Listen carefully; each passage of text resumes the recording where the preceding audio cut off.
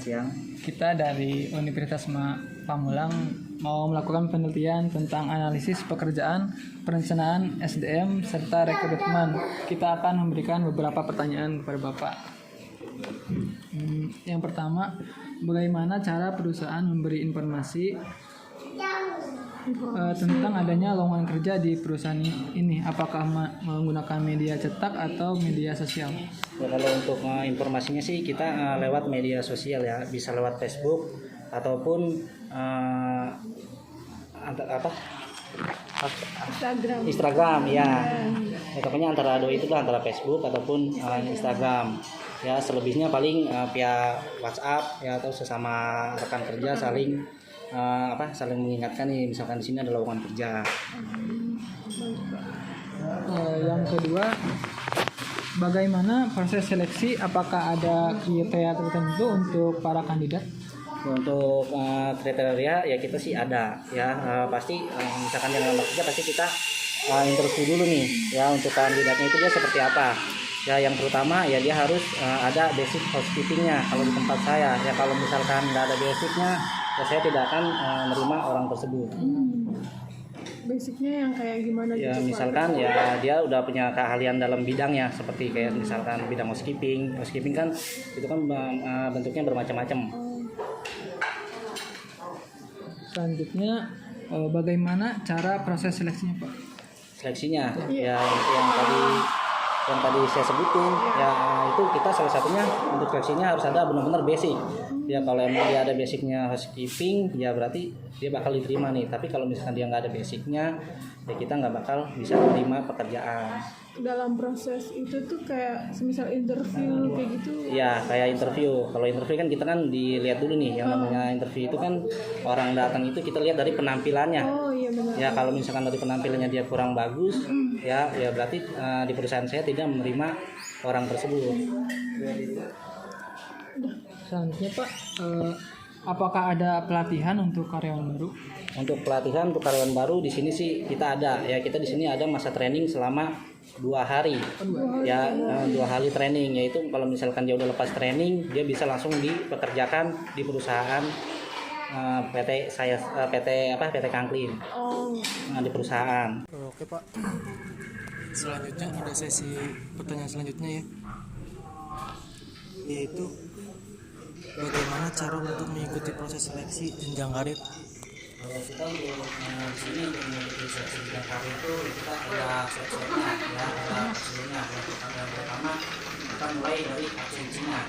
Dari absensinya dia bagus atau enggak kehadirannya. Kalau misalkan absensinya dia bagus, ya pasti kita di sini ada jenjang karirnya. Ya, untuk depannya itu tergantung dari absensi dan kinerja. Kalau kinerja dia bagus ya, terus nggak ada masalah dia ya itu pasti karirnya ya akan bagus. Jadi tergantung dari Absensi ya, tergantung dari absensi juga. Dapatkan lagi, Pak, yang kedua, yaitu bagian apa yang paling banyak membutuhkan karyawan? Kalau bagian yang paling banyak kita di sini kayak posisi housekeeping ya. Housekeeping itu dalam arti bidang ya cleaning service ya. Ada juga room attendant ya. Room attendant itu ya contohnya dia sebagian bersih-bersih kamar ya. Itu kita di sini yang paling membutuhkan karyawan banyak ya. Selebihnya dari itu kita nggak ada. Terus apakah ada sesuai calon karyawan yang tertentu untuk menduduki posisi jabatan tersebut? Maksudnya pertanyaannya tadi apa? Apakah ada sesuai calon yang spesial untuk menduduki posisi tersebut? Ciri-cirinya untuk menjadi karyawan nih di tempat saya bekerja ya. Tadi yang saya bilang ada ciri-cirinya ya. Yang penting dia absensinya ya, jatuhnya berupa ijazah ya. Ijazah, kalau seperti ijazah itu kita butuh ya. Pengalaman juga kita harus ada pengalaman ya, harus ada paklaring, harus ada pengalaman. Kalau kita di tempat saya ini kalau misalkan tidak ada pengalaman itu susah ya. Yang diutamain itu pengalaman kerja. Ada lagi yang ditanya? Yang terakhir, Pak, ada, Pak, untuk proses kerjanya itu bagaimana ya, Pak? Analisis dari pekerjaannya, misalnya yang satu ini itu bagaimana kerjaannya? Maksud bagian pekerjaannya, misalkan bagian tadi kan housekeeping ya, Pak? Housekeeping, iya. Itu misalkan di bagian apa, Pak? Ya kalau skipping itu kan bagiannya bersih-bersih. Iya, misalkan Ya di kan bagian cleaning service. PAP. Ya, misalkan contoh deh kita ambil di gondola. Ya, gondola itu kan di area luar. Ya, jadi itu pekerjaannya dia seperti membersihkan ya kaca-kaca luar. Itu prosesnya gimana Pak dari awal sampai kerjaan itu selesaikan? Ya, kalau misalkan proses dari awalnya itu untuk gondola itu yang diutamain ya. Untuk yang pertama itu kita harus ada safety-nya. Ya, keselamatan kerja. Ya, karena kan dia kerja di atas ketinggian. Nggak mungkin dong kalau misalkan di atas ketinggian anak tersebut nggak pakai safety, itu bahaya juga. Untuk ininya Pak, apa persyaratan, ada persyaratan Untuk sebagai gondola? persyaratan Iya. seperti gondola ya kita ada persyaratannya untuk seperti gondola ya. Seperti ya sionya harus hidup ya, itu juga harus orang-orang yang berpengalaman ya, itu untuk di gondola.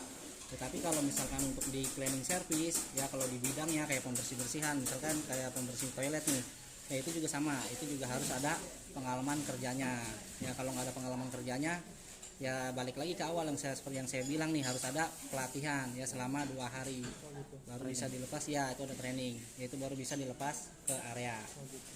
Oh berarti gondola juga ada sertifikatnya ya Pak? Juga itu harus ada sertifikatnya untuk masalah gondola ya. Jadi kita kalau untuk gondola itu kita nggak sembarangan berani menerima karyawan ya, itu harus benar-benar dia tuh punya sio, harus hidup Oh gitu ya.